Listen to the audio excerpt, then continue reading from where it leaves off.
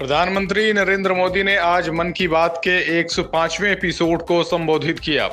इस दौरान उन्होंने कहा कि मन की बात के एक और एपिसोड में आप सभी के साथ देश की सफलता को, देशवासियों की सफलता को, उनकी प्रेरणादायक जिंदगी के सफर को आपसे साझा करने का अवसर मिला है।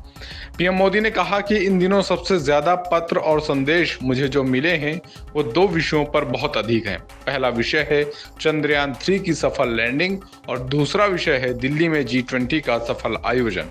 देश के हर हिस्से, समाज के हर वर्ग से, हर उम्र के लोगों के मुझे अनगिनत पत्र मिले हैं। पीएम ने कहा कि जब चंद्रयान 3 का लैंडर चंद्रमा पर उतरने वाला था तब करोड़ों लोग अलग अलग माध्यमों के जरिए एक साथ इस घटना के पल पल के साक्षी बन रहे थे। इसरो के YouTube लाइव चैनल पर 80 लाख से ज्यादा लोगों ने इस घटना को देखा, जो अपने आप में ही एक रिकॉर्ड है। इससे पता चलता है कि चंद्रयान 3 से करोड़ों भारतीयों का कितना गहरा लगाव है। आंध्र प्रदेश और तेलंगाना में तेलुगु देशम पार्टी के प्रमुख चंद्रबाबू नायडू की गिरफ्तारी का पुरजोर विरोध किया जा रहा है। इन हालातों से निपटने के लिए पुलिस ने तेलंगाना और आंध्र प्रदेश की सीमा को सील कर दिया है। यहाँ पर भारी तादाद में पुलिस बल की तैनाती की गई है।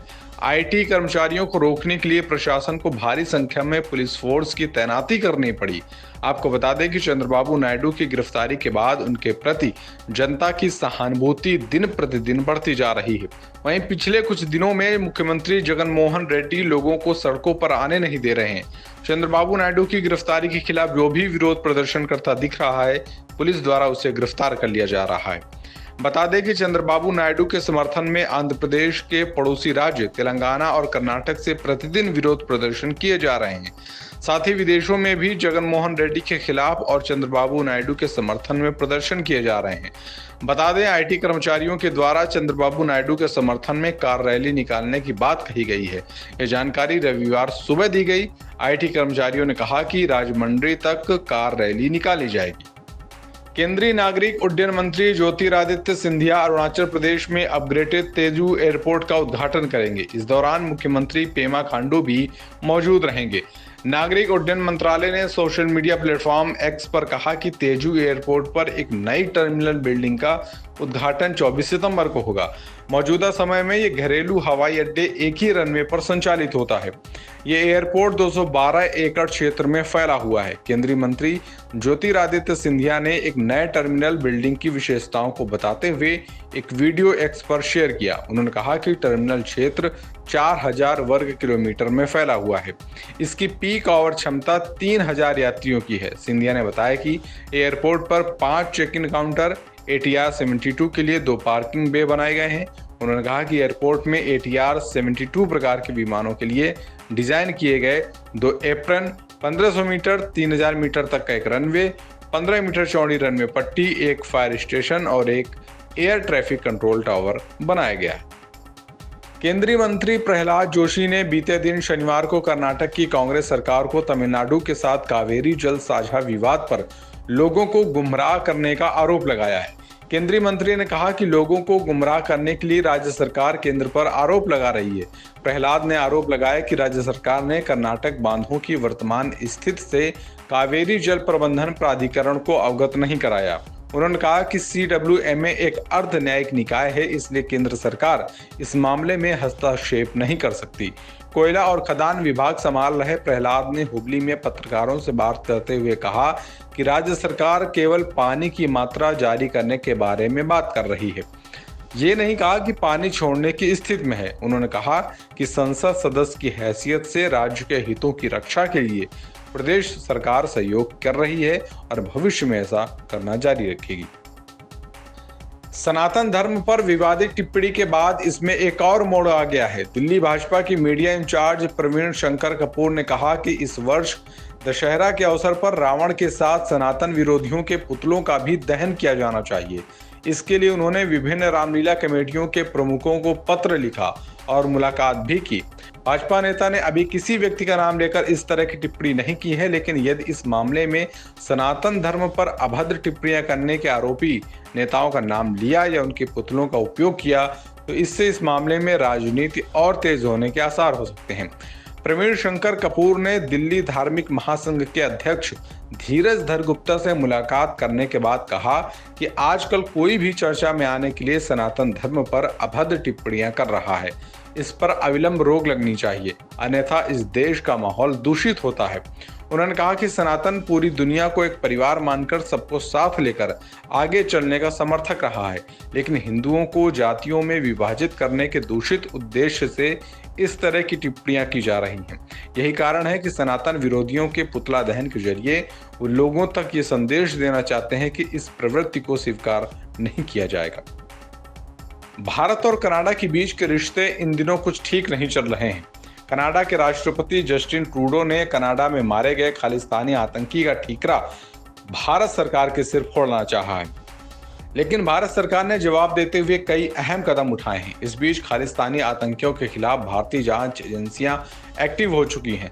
शनिवार के दिन खालिस्तानी आतंकी गुरुपतवंत सिंह पन्नू के घर पर एनआईए ने छापेमारी की थी और उसकी प्रॉपर्टी को जब्त कर लिया था।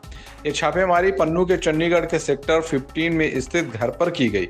बता दें कि इससे पहले एनआईए ने खालिस्तानी आतंकियों की लिस्ट जारी की और अब एक्शन ले रही है। इसी कड़ी में सूत्रों के हवाले से खबर सामने आई है कि खालिस्तानी आतंकियों पर अब और कड़ी कार्रवाई की जाएगी। जानकारी के मुताबिक देश में मौजूद व भगोड़े खालिस्तानियों की संपत्ति को जब्त किया जाएगा।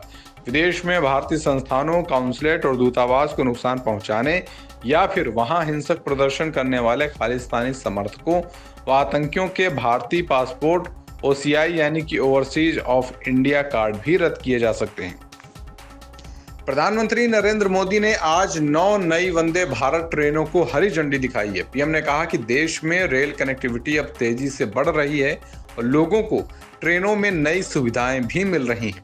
पीएम मोदी ने वीडियो कॉन्फ्रेंसिंग के माध्यम से इन ट्रेनों की शुरुआत की, जो 11 राज्यों के धार्मिक और पर्यटन स्थलों को जोड़ने का काम करेंगी।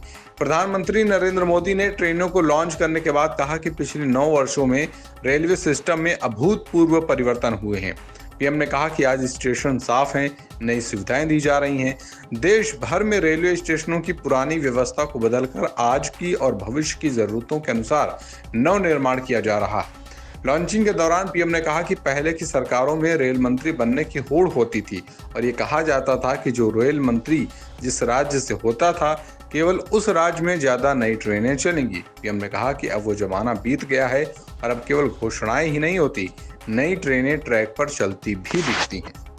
जनता दल यूनाइटेड के एक बड़े नेता ने फिर नीतीश कुमार को INDI गठबंधन की तरफ से प्रधानमंत्री पद का उम्मीदवार बनाए जाने की मांग की है। बिहार विधानसभा के डिप्टी स्पीकर महेश हजारी ने यह बड़ा बयान दिया है। उन्होंने कहा कि सीएम नीतीश कुमार में पीएम के लिए जरूरी सभी गुण हैं। जब भी भारतीय गठबंधन पीएम उम्मीदवार के लिए नाम की घोषणा करेगा तो वो नीतीश कुमार का ही नाम होगा। हजारी ने कहा कि प्रधानमंत्री पद के लिए भारत में उनसे ज्यादा योग्य कोई नहीं है। उन्होंने ये बयान मुख्यमंत्री नीतीश कुमार संग जेडीयू के तमाम प्रकोष्ठ अध्यक्षों की मीटिंग के बाद दिया। वहीं हजारी ने कहा कि नीतीश कुमार इस देश के सबसे बड़े समाजवादी नेता हैं। खुद पीएम मोदी भी कह चुके हैं कि राम मनोहर लोहिया और जेपी के बाद नीतीश कुमार ही बड़े समाजवादी नेता हैं। वहीं डिप्टी स्पीकर ने कहा कि नीतीश कुमार 5 बार भारत सरकार में मंत्री रहे हैं और 18 सालों से बिहार के मुख्यमंत्री हैं। उनसे ज्यादा कोई योग्य नहीं है। हजारी ने इसके पीछे तर्क देते हुए कहा कि नीतीश कुमार ने ही पूरे विपक्ष को एकजुट किया है, इसलिए आज नहीं तो कल उनके उम्मीदवार की घोषणा INDI गठबंधन की तरफ से की जाएगी। मध्य प्रदेश की शिवराज सिंह चौहान सरकार पर कांग्रेस नेता और पूर्व सीएम कमलनाथ ने बड़े आरोप लगाए हैं। कमलनाथ ने शिवराज सरकार पर निशाना साधते हुए कहा कि इन्होंने जितना कर्ज लिया है वो ओपन है। इन्होंने पिछले 1 साल में बड़े बड़े ठेके दिए हैं, जिसमें कितनी रिश्वत ली है इसकी जानकारी मेरे पास है। ये कर्ज जो बड़े बड़े ठेके लेने के लिए और अपना कमीशन बनाने के लिए लेते हैं।